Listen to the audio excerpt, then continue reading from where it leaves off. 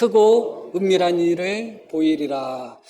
예레미야 33장 3절은 대부분 성도들이 아마 암송하고 있는 그런 구절일 것입니다. 기도 약속에 대한, 기도 응답에 대한 가장 분명한 하나님의 약속의 말씀이 아닌가 그렇게 생각하게 됩니다. 한번 그 말씀 한번 볼게요. 3절의 말씀 한번 보겠습니다.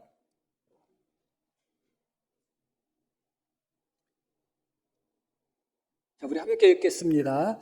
너는 내게 부르짖으라. 내가 내게 응답하겠고 내가 알지 못하는 크고 은밀한 일을 내게 보이라. 하나님께서는 예레미야 선지자에게 내게 부르짖으라, 나에게 기도하라 그렇게 명령하고 계십니다. 선지자에게 명령하고 계시는 거예요. 그런데 이 말씀이 참 특별합니다. 왜 특별하냐면 신구약 성경 전체를 통틀어서 하나님께서 혹은 예수님께서 개인에게 직접 기도하라고 명령하신 유일한 본문이에요. 어디에도 나오지 않습니다. 많이 나오는 것처럼 보이죠? 그러나 대부분 하나님께서 어떤 무리에게, 백성들에게 선지자를 통해서 기도하라는 그런 교훈, 그런 명령은 하셨지만 하나님께서 직접 개인에게 말씀하시고 명령하신 것은 이 말씀이 유일합니다. 그리고 신약에 와서도 예수님이 기도에 대해서 몇 번 권면하셨지만 그러나 제자들이라는 그 무리에게 말씀하신 것이지 어떤 한 사람에게 베드로나 야고보나 요한이나 어떤 한 사람에게 예수님이 직접 기도하라고 명령하신 적이 없어요. 그래서 신구약 전체를 다 통틀어서 유일하게 하나님께서 직접 기도하라고 명령하신 말씀이다. 너무너무 특별한 말씀이죠. 너는 내게 부르짖으라. 그런데 그 대상이 누군가? 선지자입니다. 하나님은 예레미야 선지자에게 내게 부르짖으라 그렇게 말씀하셨습니다. 그런데 이렇게 하나님께서 예레미야 선지자에게 내게 부르짖으라는 말씀, 나에게 기도하라는 명령과 말씀을 주시기 전에 예레미야에게 3번 하나님께서 다른 명령을 주신 적이 있어요. 어떤 명령을 주셨는가? 한번 예레미야 7장 말씀부터 한번 3절 연속으로 한번 볼게요. 그런즉 너는 이 백성을 위하여 기도하지 말라. 그들을 위하여 부르짖어 구하지 말라. 내게 간구하지 말라. 내가 내게서 듣지 아니하리라. 11장 14절도 그러므로 너는 이 백성을 위하여 기도하지 말라. 그들을 위하여 부르짖거나 구하지 말라. 그들이 그 고난으로 말미암아 내게 부르짖을 때 내가 그들에게서 듣지 아니하리라. 14장 11절도 여호와께서 또 내게 이르시되 너는 이 백성을 위하여 복을 구하지 말라. 3번씩이나 하나님께서 예레미야에게 백성들을 위해서 기도하지 말라는 거예요. 백성들을 위해서 간구하지 말라는 거예요. 백성들을 위해서 부르짖지 말라는 거예요. 내가 듣지 않겠다는 겁니다. 한 번도 아니고 3번씩이나 아주 강조하시면서 그렇게 말씀하셨습니다. 백성들을 위해서 복도 구하지 말고 평안도 구하지 말고 그들의 구원도 구하지 말고 백성들을 위해서 이스라엘 백성들을 위해서 기도하지 말라. 부르짖지 말라. 저들을 위해서 간구하지 말라. 내가 듣지 않겠다. 그렇게 말씀하신 하나님께서 33장 3절에 와서는 예레미야에게 너는 내게 부르짖으라 명령하셨어요. 앞부분에서도 말씀드렸듯이 하나님께서 기도 명령으로다가는 개인에게 하신 직접 하나님이 하신 기도 명령으로다는 이 말씀이 유일하다고 말씀드렸죠. 그리고 또 유일한 것이 무엇이냐? 하나님은 그 누구에게도 기도하지 말라고 하신 적이 없어요. 그런데 유일하게 예레미야 선지자에게만은 3번에 걸쳐서 너는 기도하지 말라. 백성들을 위해서 기도하지 말라. 그렇게 말씀하신 거예요. 너무너무 독특하죠. 유일하게 기도하지 말라는 명령을 받았던 선지자도 예레미야고 유일하게 하나님께로부터 직접 기도하라는 명령을 들은 선지자도 예레미야 선지자 한 명밖에 없습니다. 이 말씀은 신구약 전체의 전무후무한 말씀이에요. 너무너무 특별합니다. 하나님은 예레미야 선지자에게 백성 위해서 기도하지 말라, 부르짖지 말라, 내가 듣지 않겠다. 그렇게 3번씩이나 말씀하신 하나님께서 33장 3절에 와서는 내게 부르짖고 내게 기도하라고 말씀하고 계십니다. 특별한 의미가 있겠죠. 그 사이에 예레미야의 기도가 7번, 8번 정도 나옵니다. 과연 예레미야는 33장 되기 전에 32장까지 하나님 앞에 어떤 기도를 했는지 우리가 그것을 살펴볼 때 이 말씀의 의미가 분명하게 살아납니다. 한번 그 부분 한번 띄워보셔요. 자, 이것도 보면 33장 이전에 예레미야의 기도는 상황에 메모된 7, 8번의 기도다. 처음에 이제 소명 받았을 때 1장 6절의 기도, 당연히 그럴 수 있을 것 같아요. 나는 아이라 말할 줄 모릅니다. 뭐 이것은 겸손이라고 할 수도 있겠죠. 좋게 볼 수도 있을 것입니다. 그 다음은 12장 1절에서 4절까지 어떻게 기도하는가? 악인이 형통하면 어찌 됨입니까?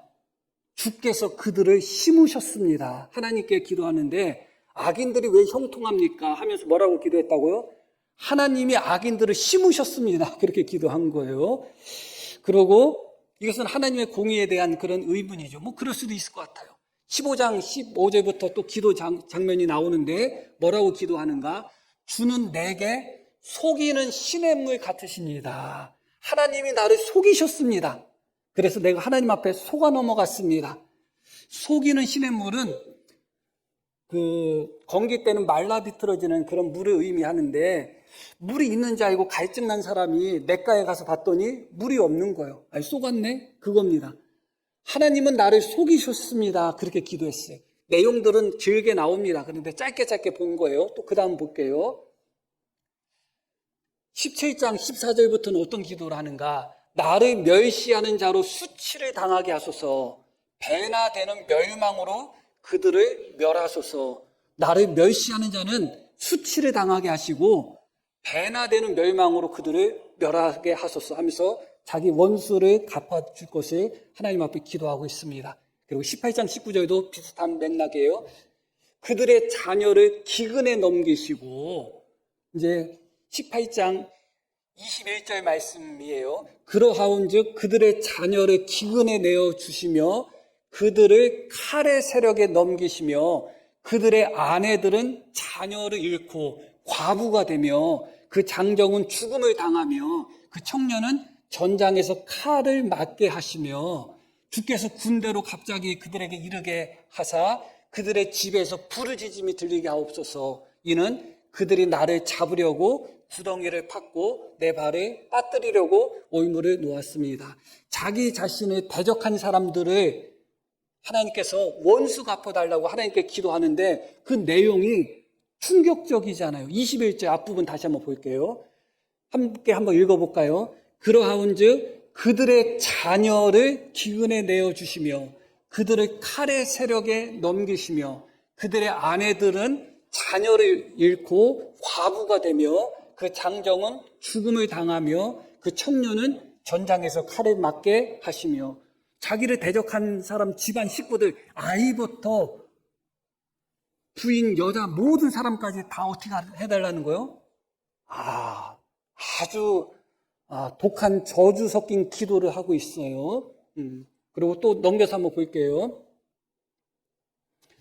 20장 7절부터 말씀 보면 어떤 내용이냐면 내가 하나님 말씀을 전하고 싶지 않다는 거예요. 그래서 나는 하나님 말씀을 안 전하려고 몇 번씩 나는 결심도 하고 그랬다고 이야기합니다. 그러면서 어떤 말을 하는가?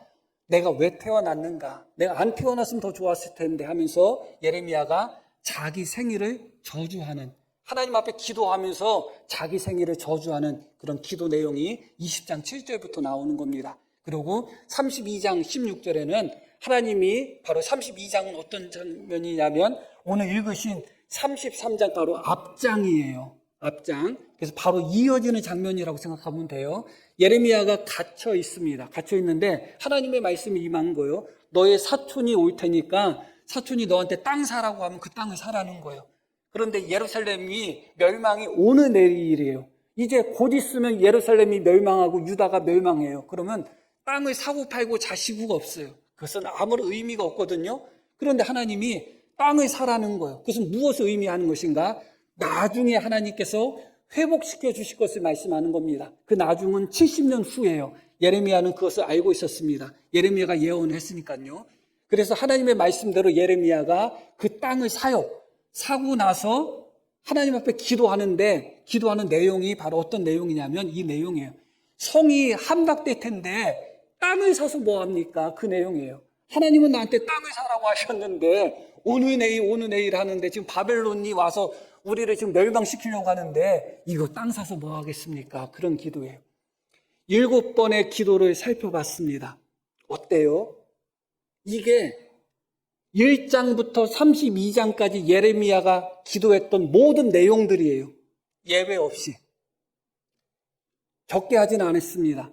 7번, 8번 정도의 기도를 했는데 그 내용 자체는 좌절하고 절망하고 괴로워하고 원수에 대한 저주를 하고 하나님을 향한 원망이 있고 간혹가다 중간중간 하나님을 향한 찬양과 믿음의 기도가 섞여 있긴 하지만 짧게 섞여 있어요. 거의 모든 기도가 오직 절망 속에서 탄식하는 기도예요. 그리고 하나님 앞에 항의하는 기도예요. 왜 이렇습니까? 왜 이렇습니까? 왜 나를 선택했습니까? 하나님은 나를 속인 사람입니다. 속이신 분입니다. 내가 왜 하나님 때문에 고난당해야 됩니까? 나를 박해하는 자들 집안을 완전히 삼족을 멸해 주십시오. 그런 기도들이에요. 이해는 가죠. 그럴 수도 있었겠다. 그러나 하나님이 기뻐하는 기도는 아니었을 거예요. 그런데 여기서 우리가 한 가지 더 기억할 것은 무엇이냐? 하나님은 예레미야에게 3번에 걸쳐서 백성을 위해서, 민족을 위해서 기도하지 말라고 하셨죠. 그런데 예레미야는 하나님이 그 명령을 내리시기 전부터 이미 한 번도 백성을 위해서 기도한 기록이 없어요. 만약에 예레미야가 정말로 백성을 위해서 기도하지 말라는 하나님의 말씀에 순종해서 기도하지 않았다면 그럴 수도 있고 그래야 되겠죠. 그런데 읽으신 기도의 내용을 보면 어때요? 하나님 앞에 고분고분 하나님 앞에 겸손하게 기도해요? 아니면 하나님 앞에 조금 그렇지 않은 것 같아요? 그렇지 않죠. 그런데 왜 백성을 위해서 기도하지 말라는 말씀만 순종해버리는 거예요? 다른 것은 자기 개인이 고난당하고 자기 개인이 어려움 당할 때 하나님 왼수 갚아주세요. 그 부인 죽여버리고 자식들 죽여버리고 다 칼에 죽게 해주세요. 그렇게 기도하고 막 하나님 이게 뭡니까? 이제 나라는 망하게 생겼는데 왜 나한테 땅을 사라고 하십니까? 하면서 하나님께 항의하고 때로는 원망도 하는 사람이 어찌하여 백성을 위해서 기도하지 말라는 그 말씀은 그렇게 잘 순종할까요? 이해할 수가 없습니다. 실제로 모세와 같은 경우는 하나님께서 이 백성을 내가 멸하겠다. 백성을 멸하고 내가 대신 너를 세우겠다 했을 때 어떻게 기도해요? 하나님, 백성을 멸할 것 같으면 나를 죽이십시오. 차라리. 그렇게 기도했어요. 예레미야의 기도 내용을 보면 하나님 왜 악인들이 형통합니까? 왜 악인들을 심으셨습니까? 그렇게 기도하면서 하나님 앞에 항의도 하고 하나님 앞에 질문도 하고 의문도 품었던 사람이에요. 그러면 당연히 너는 이 백성을 위해서 기도하지 말라고 하셨을 때 어떤 기도를 해야 되겠어요? 최소한 백성을 위해서 기도하지는 못한다 할지라도 왜 그러십니까 하나님? 백성을 위해서 기도해야 되지 않겠습니까? 제가 선지자인데 선지자가 어찌 백성을 위해서 기도 안 할 수가 있겠습니까? 한 번쯤은 하나님 앞에 물어봐야 되지 않겠어요? 그런 것 하나 전혀 없습니다.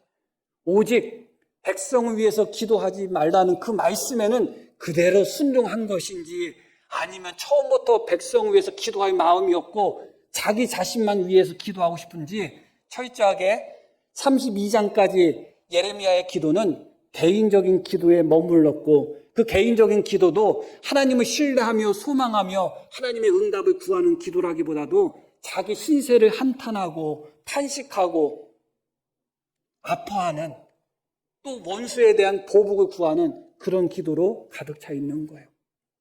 예레미야의 기도가 부족하다는 것은 이미 증명이 된 것 같습니다. 바로 그 예레미야에게 하나님이 나타나셔서 유일하게 신약과 구약 통틀어서 유일하게 하나님이 개인에게 직접 기도의 명령을 내리는 거예요. 너는 내게 부르짖으라. 이 명령이 어떤 명령일까요? 1절 말씀 한번 보겠습니다. 예레미야가 아직 시위대 뜰에 갇혀 있을 때에 아직 시위대 뜰에 갇혀 있다는 것은 32장에 이어지는 말씀이라는 거예요. 32장에 예레미야의 기도가 나와요. 32장에.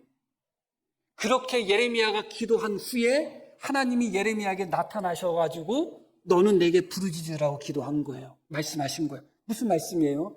너는 지금까지 32장에서도 기도했고 그 전에도 7, 8번 기도했지만 그 기도가 아니라는 거예요.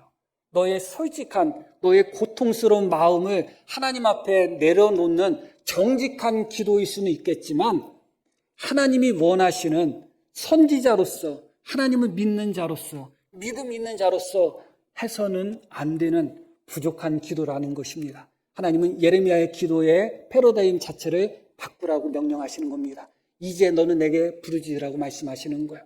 그리고 이 부르짖으라는 말씀에는 제한이 없습니다. 백성을 위해서는 부르짖지 말고 너를 위해서만 부르짖어라. 혹은 어떤 기도 제목만 위해서 부르짖어라. 그런 제한이 없어요. 하나님은 예레미야에게 말씀하십니다. 너는 내게 부르짖으라. 그렇게 말씀하고 계시는 겁니다. 그렇다면 이전에는 하나님이 백성 위해서 기도하지 말라고 3번씩이나 명령하셨던 그 하나님이 이렇게 특별하게 나타나셔서 너는 나한테 기도하면 내가 응답하겠다. 다른 말씀도 안 하셔요. 부르짖으면 응답하겠다고 말씀하시는 거예요. 내가 나에게 부르짖으면, 내가 나에게 기도하면 생각해보고 내가 한번 계산해보고 응답할 만하면 응답하고 그렇지 않으면 응답 안 하겠다. 그렇게 말씀하신 것도 아니에요. 너는 나에게 부르짖으면 어떻게 하겠다고요? 내가 너에게 응답하겠다. 그런데 어떤 응답을 하겠다고요? 내가 알지 못하는 크고 은밀한 일을 보여주겠다. 선지자잖아요. 선지자는 보통 사람이 보지 못하는 거, 보통 사람이 듣지 못하는 거, 보통 사람이 깨닫지 못하는 하나님의 은밀한 것을 보고 듣고 깨닫고 선포한 사람입니다. 그럼에도 불구하고 선지자임에도 불구하고 내가 아직까지도 알지 못하는 지금까지 너에게 보여준 것과 비교할 수 없는 크고 은밀한 일을 보여주겠다고 약속하셨어요. 그러면 어떻게 해야 돼요? 기도해야죠. 그런데 놀랍게도 33장 이 말씀을 들은 후에 32장까지는 예레미야가 하나님 앞에 기도하는 장면이 몇 번 나왔다고요? 7, 8번 나왔어요. 그런데 하나님이 직접 너는 내게 부르짖으라고 기도 명령을 내리신 이 순간 이후부터는 예레미야가 하나님께 기도하는 장면이 한 번도 안 나와요. 너무 특이하죠? 한 번도 안 나옵니다. 진짜 기도해야 되는 순간이 찾아왔는데 한 번도 기도하지 않아요. 마치 겟세마네 동산의 제자들이 생각이 납니다. 예수님은 제자들에게 특별히 기도를 부탁하신 적은 없어요. 기도를 가르쳐 주신 적은 있지만 나와 함께 기도하자. 그것은 예수님이 제자들에게 기도를 부탁하시고 명령하신 거잖아요. 나와 함께 기도하자. 그러면 그 전까지는 기도 안 했다 할지라도 최소한 제자들은 어디서는 기도했어야 돼요? 겟세마네 동산에서는 기도했어야 돼요. 주님이 특별히 부탁하셨잖아요. 예레미야도 마찬가지예요. 지금까지는 자기를 위해서 탄식하고 자기 원수 갚아달라는 것을 기도하고 하나님 앞에 원망하는 그런 기도를 했다 할지라도 내게 부르짖으면 내가 알지 못하는 큰 은밀한 일을 내가 너에게 응답하겠다고 하나님이 약속의 기도의 명령을 주셨다면 최소한 예레미야는 기도가 바뀌었어야 되죠. 바뀌지 않았다 할지라도 기도를 최소한 이전보다 더 많이 했어야 돼요. 그런데 기도가 바뀌지 않은 것은 물론이거니와 왜 바뀌지 않았는가? 아예 기도하지 않았으니까. 그나마 이전에는 하나님 앞에 때로는 원망하는 것처럼 보인다 할지라도 그래도 자기의 마음을 솔직하게 하나님 앞에 풀어놓은 거잖아요. 100점짜리 기도는 아니어도 괜찮은 기도였습니다. 그런데 하나님이 응답하겠다, 기도하라고 명령한 후에는 전혀 기도하지 않았어요. 마치 겟세마네 동산의 제자들처럼. 그 제자들도 말씀드렸듯이 나와 함께 기도하자 했는데 어떻게 했어요? 잤죠. 예수님이 한 번 기도하고 오셔서 보니까 자고 있어요. 뭐라고 말씀하셨어요?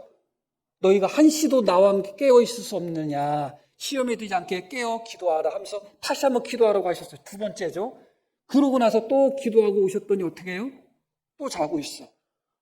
그때도 주님이 깨어 기도하라고 두 번 말씀하셨어요. 총 겟세마네 동산에서 기도하라는 명령을 예수님은 3번씩이나 했어요. 그런데 어떻게 했어요? 3번씩이나 했음에도 불구하고 3번 다 잤어. 벼룩도 낯짝이 있지. 아마 우리 중에 가장 믿음 없는 성도님도 예수님이 3번씩이나 부탁했으면 한 번 정도는 기도했을 거예요. 그렇지 않았을까요? 그런데 제자들은 3번씩이나 놀랍죠. 그러나 그게 인간의 모습이 아닌가 생각합니다. 예레미야도 마찬가지입니다. 예레미야가 왜 하나님의 기도의 명령을 받고서도 왜 기도 안 했는지 우리는 알 수는 없어요. 그러나 잘한 것은 아닙니다. 어떤 주석이나 그 성경 해석하는 분들은 예레미야의 기도 내용이 나오지 않는 것은 예레미야가 깨달았기 때문에 안 나온 것이다. 깨달았는데 왜 안 나와요? 깨달았으면 당연히 예레미야가 깨달은 것에 대한 기도 내용이 나와야 되지 않겠어요? 그렇게 성경을 그렇게 보는 것이 아닙니다. 정직하게 봐야죠.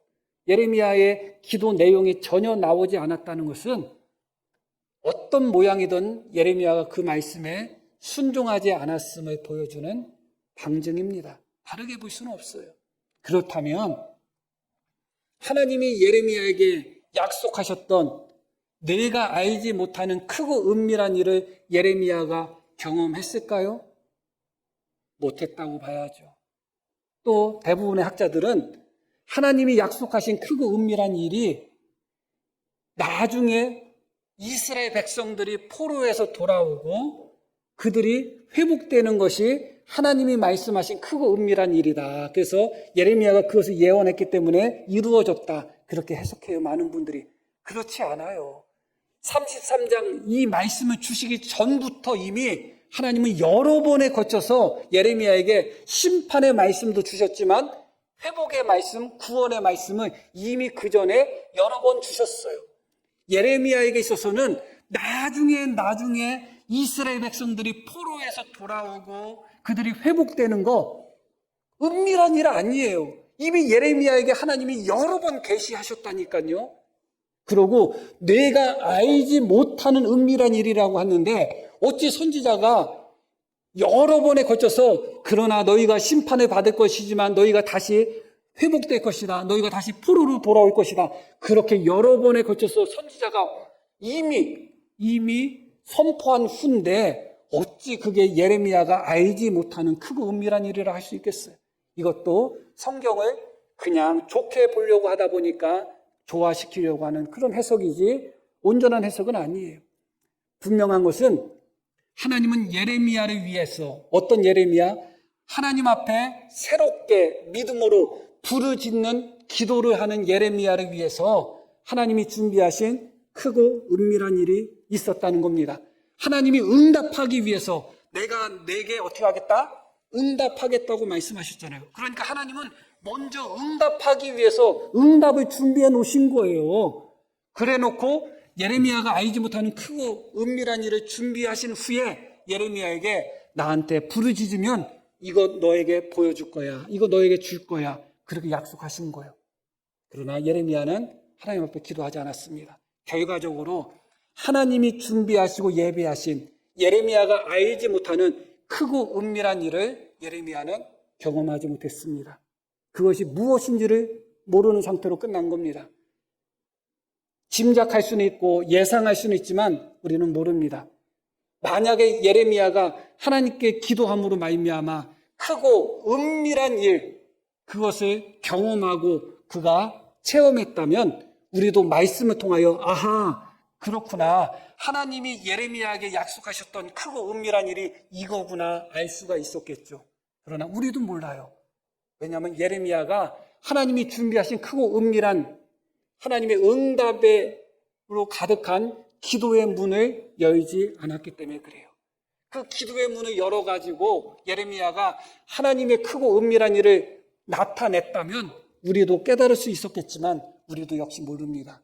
과연 하나님은 어떤 크고 은밀한 일을 예레미야를 위해서 준비했을까 그런 생각을 하게 되죠. 많은 사람들이 내가 알고 있는 현실 속에서 그냥 내가 알고 있는 상황만 가지고 평생 삶을 마무리하는 사람이 있어요. 하나님은 내가 알지 못하는 크고 은밀한 일을 준비하고 계시면서 기도하는 자를 위해서 그렇게 내가 알지 못하는 크고 은밀한 일을 준비해 놓으셨지만, 많은 사람들이 내가 알지 못하는 크고 은밀한 일, 기도를 통해서 경험할 수는 하나님이 준비하신 크고 은밀한 일을 경험하지 못하고 그냥 내가 알고 있는 환경, 내가 알고 있는 현실 속에서, 내가 알고 있는 염려와 근심 속에서 그냥 그렇게 사는 사람들이 너무나 많습니다. 예수님을 믿는다면 최소한 내가 알지 못하는, 지금까지 내가 경험하지 못했던 이 현실 속에서, 이 인생 속에서, 이 하루하루의 삶 속에서, 이 세상에서 내가 지금까지 알지 못했던 하나님의 크고 은밀한 일을 한 번쯤은 경험해야 되지 않겠어요? 하나님은 그것을 준비해 놓고 계신다니까요. 그런데 지금 이 순간도 우리를 위하여 예비하신 하나님의 크고 은밀한 일이 가득한 하늘 창고에 너무나 많은 재고가 쌓여 있어. 너무나 많은 재고가 쌓여 있는 거예요. 하나님은 그것을 우리를 위하여 예비하시고 준비하셨지만, 우리 가정을 위해서, 우리 개인을 위해서, 우리 교회를 위해서 내가 알지 못하는, 그러나 부르짖고 기도하며 믿음으로 하나님께 구하는 자들을 위하여 준비하신 크고 은밀한 일들이 하나님 하늘 창고에 재고로 그냥 쌓이고 있는 거예요. 저도 이 말씀을 묵상하면서 하나님이 나를 위해서 준비하신, 내가 지금까지 깨닫지도 못하고 내가 지금까지 경험하지 못했던 크고 은밀한 일이 분명히 있을 텐데, 내가 그 크고 은밀한 일이 가득한 창고의 문을 기도의 열쇠로 열어야 되는데 내가 열지 못하고 있구나 하는 것을 깨닫게 됩니다. 언제까지 내가 알고 있는 현실만 살 거예요? 언제까지 내가 알고 있는 염려, 걱정 속에서만 살 거예요? 그렇게 내가 알고 있는 고통스러운 현실, 내가 알고 있는 염려, 내가 알고 있는 이 세상, 그것을 초월하는 하나님이 준비하신, 우리가 알지 못하는 크고 은밀한 일이 있는 것입니다. 믿으시기를 바랍니다.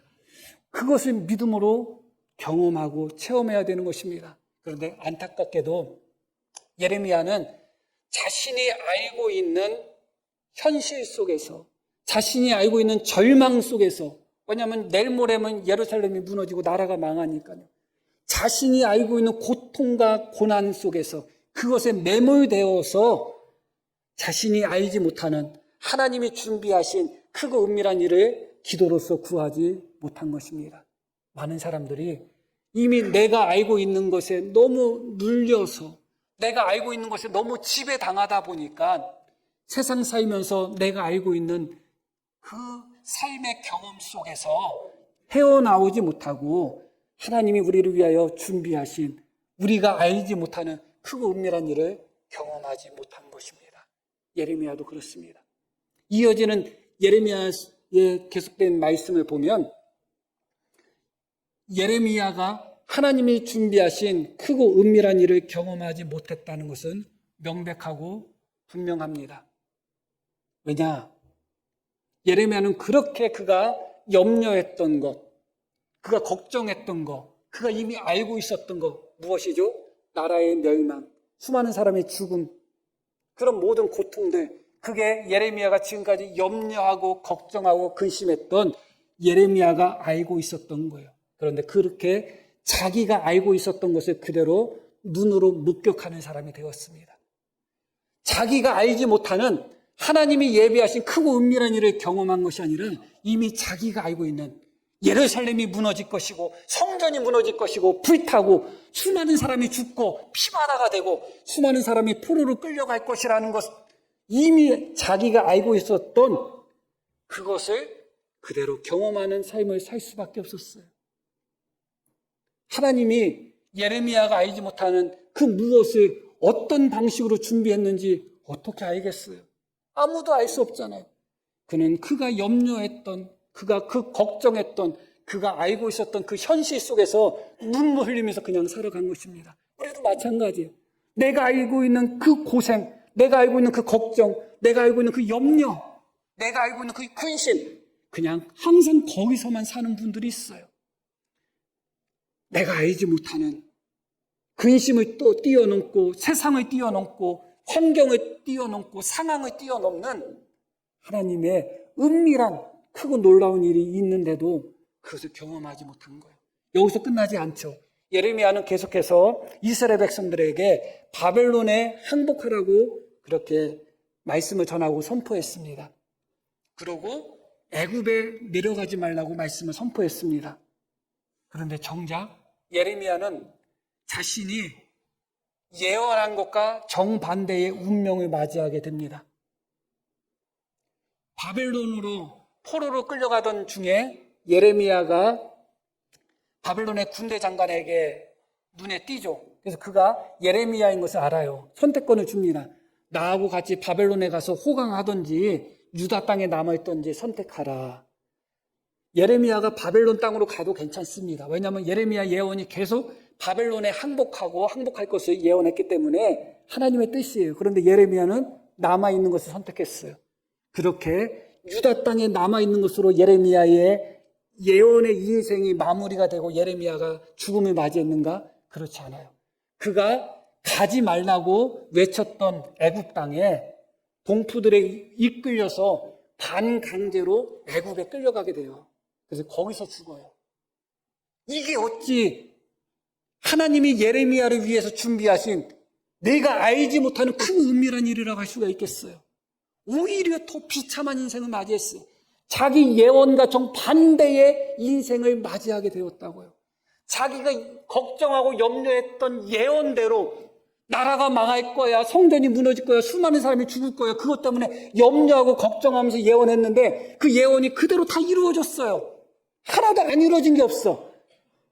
거기에 더해서 바벨론의 포로로 끌려가고 바벨론에 항복해야지 산다고 외쳤고 애굽에는 절대로 내려가지 말라고 외쳤는데 정작 본인 자신은 애굽에 끌려가서 애굽에서 죽음을 맞이했어요. 바벨론에서도 죽은 것도 아니고 유다 땅에서 죽은 것도 아니에요. 애굽에서 죽었어요. 어찌 하나님이 예비하신 크고 은밀한 일을 보았다고 할 수 있겠어요? 이 모든 것은 결국은 하나님의 마지막 기회, 예레미야 33장 3절에 예레미야에게 주신 마지막 기회, 너는 내게 부르짖어라. 내가 너를 위해서 응답하여 주겠고 내가 알지 못하는 크고 은밀한 일을 내가 준비했으니 나에게 부르짖기만 하면 내가 보여주겠다는 하나님의 마지막 기도의 명령, 신구약 성경 유일한 개인에게 주신 기도의 명령에도 불구하고 예레미야가 하나님 앞에 기도하지 않고 침묵한 결과인 것입니다. 그때 만약에 기도했다면 충분히 예레미야의 마음, 심정은 이해 가지만 제자들이 겟세마네 동산에서 기도하지 않고 잠잤던 것도 한편으로는 이해는 가지만 너무너무 가슴 아픈 선택인 것은 분명합니다. 말씀 한 절 보고서 마무리하겠습니다. 요나 3장 말씀 보겠습니다. 다 아시는 말씀이에요. 요나가 니느웨 성을 향해서 하나님의 말씀을 외치는데 내용은 간단해요. 어떤 내용이냐? 40일이 있으면 멸망할 거라는 거예요. 40일. 예레미야 선지자는 40년도 넘게 선지자 노릇했어요. 그런데 이 니느웨 성에 가서는 하나님의 멸망 선포가 되는데 40일이 있으면 망할 거라는 거예요. 그럼 니느웨는 정말 멸망이 코앞에 다가온 것이죠. 그 요나의 선포를 듣고 왕과 백성들의 반응이 나오는 거예요.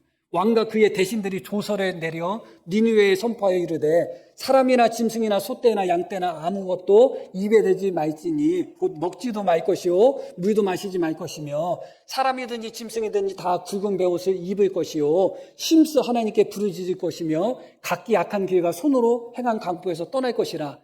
하나님이 뜻을 돌이키시고 그 진노를 그치사 우리가 멸망하지 않게 하시리라. 그렇지 않을 줄을 누가 알겠느냐 한지라. 자, 9절 한번 같이 읽을게요. 하나님이 뜻을 돌이키시고 그 진노를 그치사 우리가 멸망하지 않게 하시리라. 그렇지 않을 줄을 누가 알겠느냐? 그렇지 않을 줄을 누가 알겠느냐? 그리고 10절 하나님이 그들이 행한 것, 곧 그 악한 길에서 돌이켜 떠난 것을 보시고 하나님이 뜻을 돌이키사 그들에게 내리라고 말씀하신 재앙을 내리지 아니하셨다. 니느웨는 이스라엘 민족의 원수 국가예요. 하나님이 선택한 선민의 원수라고요. 당연히 하나님이 더 멸하고 싶지 않겠어요? 하나님이 선택한 이스라엘 유다 백성들보다. 그리고 니느웨에게 하나님이 주신 기간은 40일이에요. 코앞이에요. 40일이면 멸망할 거라는 거예요. 그런데 40일 후면 멸망할 것이라는 하나님의 확정적인 말씀이 선포됐음에도 불구하고 니느웨 왕과 백성들이 뭐라고 했어요? 혹시 하나님이 뜻을 돌이킬 수 있지 않겠느냐? 누가 알겠느냐? 그렇게 말씀한 거예요. 그것에 비하면 예레미야에게 있어서 유다 나라는 아직도 오래오래 남았어요. 이미 몇십 년 전부터 하나님이 예레미야에게 유다가 멸망할 거야 말씀하신 거예요. 40일 후에 멸망할 것, 그것도 하나님이 선택한 민족이 아니라 이스라엘 백성들을 대적했던 하나님의 선민을 대적했던 원수 국가인 니느웨, 아수르의 수도죠. 그 사람들조차도 하나님 앞에 우리가 회개하면 하나님이 우리를 용서할 수 어찌 알겠느냐 하고 하나님 앞에 회개하고 전심으로 기도했더니 놀랍게도 하나님이 뜻을 돌이키셨다는 거예요. 하나님이 이 백성 위해서 기도하지 말라고 했었다 할지라도 그 백성 위해서 기도했다면 하나님이 뜻을 돌이킬 줄 어찌 모르겠어요. 그럴 수도 있지 않겠어요? 하나님은 분명히 내가 알지 못하는 큰 은밀한 일을 보여주신다고 했잖아요. 예레미야가 알고 있는 건 뭐예요? 망할 거라는 거예요. 그러나 내가 알지 못한 크고 은밀한 일도 있다는 거예요. 그것을 하나님은 준비하고 계셨지만 결과적으로 예레미야는 하나님이 준비하신 크고 은밀한 일을 경험하지 못했습니다. 우리 교회를 위해서 하나님이 준비하신 크고 은밀한 일은 없을까요? 있습니다. 성도님들 한 분 한 분을 위해서 하나님이 준비하신 우리가 알지 못했던, 지금까지 경험하지 못했던 크고 은밀한 일이 분명히 있어요. 그러나 아무에게나 열리는 것이 아니에요.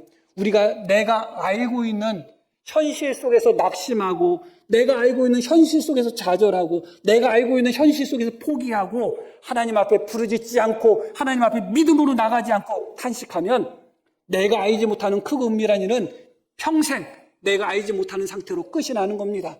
그러나 내가 알고 있는 현실과 내가 알고 있는 어려움과 내가 알고 있는 고통 속에서도 믿음으로 하나님께 기도를 한다면 우리가 알지 못하는 크고 은밀한 하나님의 역사가 나타날 것입니다.